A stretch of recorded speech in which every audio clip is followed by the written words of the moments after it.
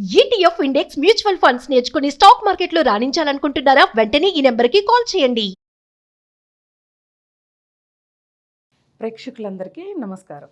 లక్ష్మీదేవి మన ఇంటికి రాబోయే ముందు మనకి కొన్ని సంకేతాలు తెలుస్తూ ఉంటాయి. అంటే లక్ష్మీదేవి అంటే ఇక్కడ అందరూ తెలుసుకోవాల్సింది ఏంటిది అంటే ఒక ధనం ధాన్యమే కాదు, పిల్లలకి మంచి కాలేజీలో సీట్ రావటం, లేకపోతే భర్తకి ప్రమోషన్ రావటం, లేకపోతే వ్యాపారంలో అభివృద్ధి రావటం, లేకపోతే నూతనంగా ఇల్లు కొనుగోలు చేయటము, భూములు కొనుగోలు చేయటము, బంగారం కొనుగోలు చేయటం, ఇవన్నీ కూడా లక్ష్మీదేవి యొక్క స్థానాలు. అవి వస్తేనే మనకి సంతోషం అని మనం అనుకుంటూ ఉంటాం. అయితే ఇవి వచ్చే ముందు మనకి కొన్ని సంకేతాలు తెలుస్తూ ఉంటాయి.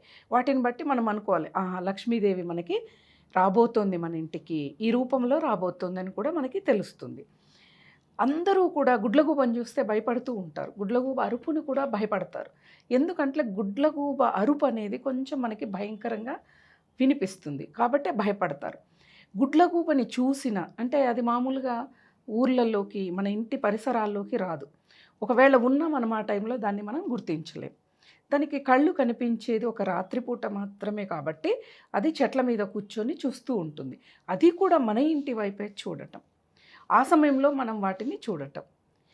ఇది జరిగితే తప్పక మీ ఇంటికి లక్ష్మి వస్తుంది.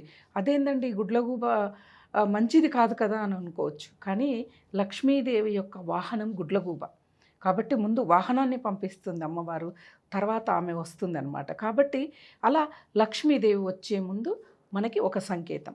ఇంకోటి ఏంటిది అంటే మనం ఎన్ని రోజుల నుంచో, ఎన్ని ఏళ్ల నుంచో మన ఇంట్లో ఉంటాం. ఎప్పుడూ కూడా శంఖానాదాన్ని మనం విని ఉండం. కానీ కొన్ని రోజులుగా మనకి శంఖం ఎవరో ఊదటం, ఆ శబ్దం మనం వినటం జరిగిందనుకోండి, తప్పక మీ ఇంటికి లక్ష్మి వస్తుంది. ఏదో ఒక రూపంలో బంగారం కొనటమా, లేకపోతే రావాల్సిన ఆస్తులు రావటమా, లేకపోతే రావాల్సిన అప్పులు మనం డబ్బులు ఇచ్చినా రావటమా, ఇలాంటివి జరుగుతాయి అన్నమాట. మనం అంతకుముందు ఎవరో ఒకరి ఇంటి చుట్టుపక్కల శంఖానాదం చేస్తూ ఉంటారు, కానీ మనం గమనించిండం, వినిపించిన దాన్ని పట్టించుకొని ఉండం.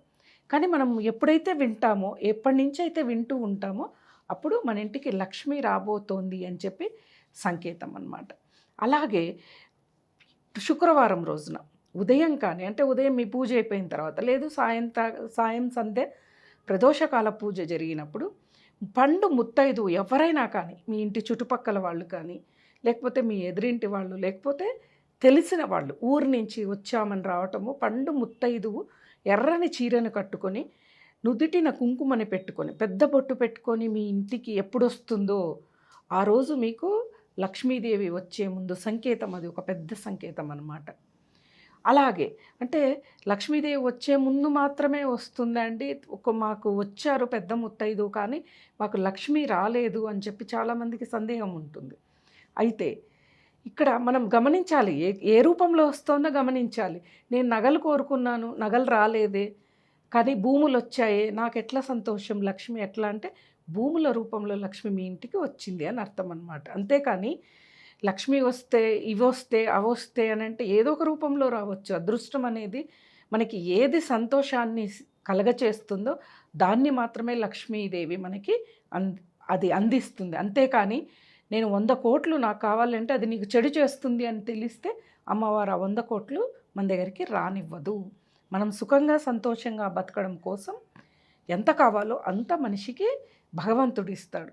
ఎక్కువగా ఉంది అని అంటే అది పూర్వజన్మ పుణ్యం వల్ల మనం సంపాదించుకుంటాం. అలాగే మనం ఆలయానికి వెళ్ళాం, ఆలయానికి వెళ్ళి దర్శనం అయిపోయింది, వచ్చేస్తూ ఉంటాం. ఎవరో ఒకరు వస్తారు, మేము ఈ నోము నోచుకున్నామండి, ఈ రవికా తాంబూలం మీకు ఇవ్వాలనుకున్నాను అని చెప్పి అందులో వాళ్ళు చిన్న లక్ష్మీదేవి రూపును పెట్టి మీకు ఇస్తారు. ఇస్తున్నారు. ఆ రోజు శుక్రవారం అయిండొచ్చు, రాహుకాలం అయిండొచ్చు, లేకపోతే ప్రదోషకాలం అవ్వచ్చు. ఆ సమయంలో ఈ తాంబూలం, ఆ లక్ష్మి కాసు మీ చేతికి ఎప్పుడు వస్తుందో మీకు లక్ష్మీదేవి రావటానికి ఇది ఒక గొప్ప సంకేతం అన్నమాట. ఇలాంటి సంకేతాలు అంటే చాలా చాలా చెప్పుకోవచ్చు. మనకి మహాభారతంలో లక్ష్మీదేవి నివాస స్థానాలు 96 స్థానాల్లో ఉంటుందని చెప్పారు. మరి ఎన్ని రకాలుగా మన దగ్గరికి వస్తూ ఉంటుంది అమ్మవారు. అలాగే గోవు మీ ఇంటి ముందుకు ప్రతిరోజు వచ్చి పడుకోవటం, గోమూత్రం గోమయం చేయటం, మీ ఇంటి ముందుకు వచ్చి అరవటం అంటే ఆహారం పెట్టడం అని చెప్పి అడగటం అన్నమాట. ఇవన్నీ కూడా లక్ష్మీదేవి వచ్చే ముందు సంకేతాలు. అంటే అంతకుముందు గోవు వచ్చేది, కానీ ఊరికే వచ్చి మనం పెట్టింది తిని వెళ్ళిపోవటం. కానీ లక్ష్మీదేవి వచ్చే ముందు ఏం జరుగుతుందంటే ఆవిడ గోమయం గోమూత్రం రెండూ చేసి అక్కడే పడుకుంటుంది. పడుకొని అదంతా మన ఇంటి ముందు భాగం మొత్తం రుద్దేస్తుంది మనకు తెలియకుండా. గమనించండి ఎప్పుడైనా. అందుకే ప్రకృతిలో జరిగే ప్రతి ఒక్కటి గమనించండి. గమనిస్తేనే మనకి ఏంటిది ఎప్పుడు ఎలా వస్తుందనేది తెలుస్తుంది అన్నమాట. అలా గోవు పదే పదే మన ఇంటి ముందుకు వచ్చి ఇలా చేస్తోంది అంటే లక్ష్మీదేవి మీ ఇంటి ముందుకు వస్తుంది అని చెప్పి అర్థం అన్నమాట. అయితే చాలామంది అంటారు, కొన్ని ఏళ్ళుగా మా ఇంటి ముందుకు వస్తూనే ఉందండి, మా పరిస్థితి ఏం మెరుగవ్వలేదు అని. గమనించండి, మీ పిల్లలకి మంచి ఉద్యోగాలైనా వచ్చి ఉండాలి, లేకపోతే మంచి కాలేజీలో ఫ్రీ సీట్ అయినా వచ్చి ఉండాలి. అది కూడా లక్ష్మి. లక్ష్మి అంటే లక్ష్యంతో కూడుకున్నది అని అర్థం అన్నమాట. ఆ లక్ష్యంతో కూడుకున్న పని ఏదైనా లక్ష్మి.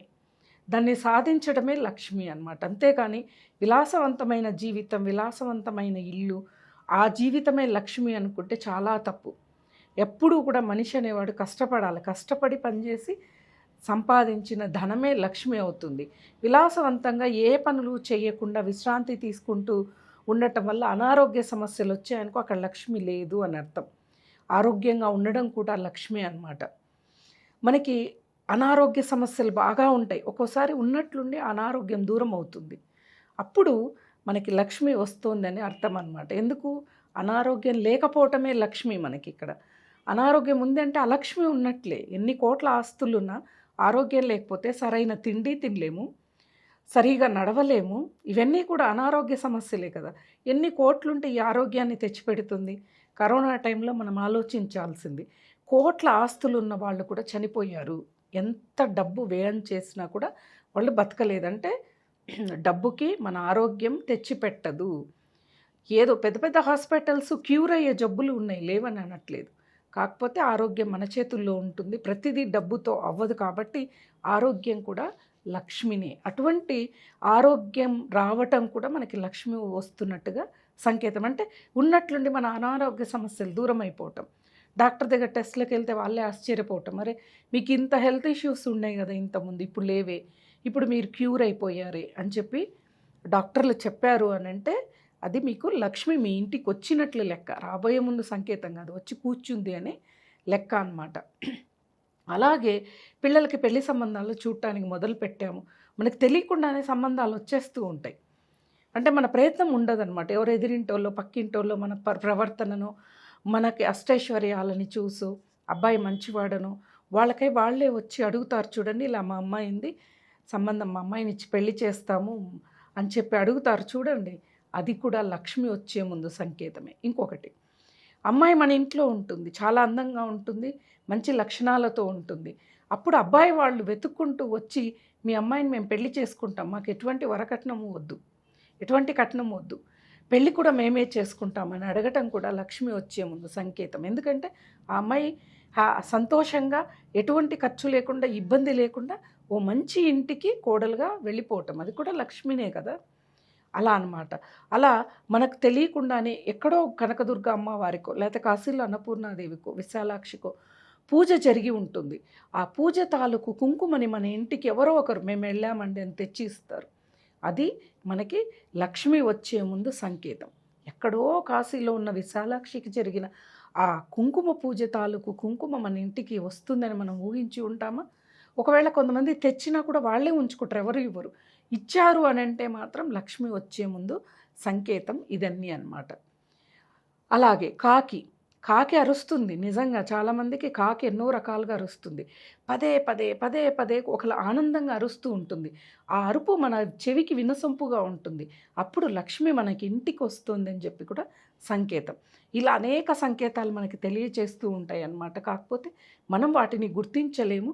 ఎప్పుడైనా కానీ ప్రకృతిలో జరిగే మార్పుల్ని కానీ, ప్రకృతిలో ఏం జరుగుతుందో మనం గమనిస్తే మనకి మంచి జరగబోతుందా చెడు జరగబోతుందా అని చెప్పి మనం తెలుసుకోవచ్చు. అలాగే ఇంట్లో మనకు తెలియకుండానే మనం ఎటువంటి సాంబ్రాణి ధూపం వేయకుండా, అగరబత్తీలు వెలిగించకుండా ఒక సుగంధభరితమైన సువాసన వచ్చిందనుకోండి, లక్ష్మి వస్తుంది మీ ఇంటికి అని అర్థం అన్నమాట.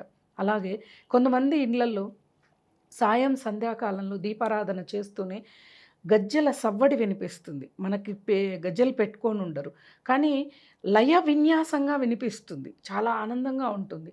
అలా వినిపించింది అంటే మీ ఇంటికి లక్ష్మీదేవి మీ ఇంట్లో అడుగు పెట్టింది అని అర్థం. ఆ గజ్జెల సవ్వడిని, ఆ శబ్దాన్ని వినండి. ఏ వైపుకు మీ ఇంట్లోకి వెళుతోందో వినండి. అప్పుడు మీకు తెలుస్తుంది లక్ష్మీదేవి మన ఇంటికి వచ్చిందా లేదా అని చెప్పి అనమాట. కాబట్టి లక్ష్మి అంటే ఒక ధనము, ధాన్యము, ఒక భూమే కాకుండా ఎన్నో రకాలుగా మనకి లక్ష్మి అనేది మనం ఆ పదాన్ని వాడుకోవచ్చు అనమాట. పిల్లల చదువు, ప్రవర్తన, భర్త యొక్క యోగ్యత, అలాగే భార్య యొక్క యోగ్యత, ఇవన్నీ కూడా లక్ష్మి కిందికే వస్తాయి. కాబట్టి ప్రతి ఒక్కళ్ళు కూడా వీటిని అనుసరిస్తూ ఇవి లక్ష్మి వచ్చే ముందు ఈ సంకేతాలు మీకు కనిపించాయి అని అంటే లక్ష్మీదేవిని మీరు ఆరాధన చేయడం మొదలు పెట్టండి. ఆవిడ స్థిరంగా మీ ఇంట్లో ఉండిపోయే అదృష్టాన్ని దక్కించుకోండి. స్వస్తి.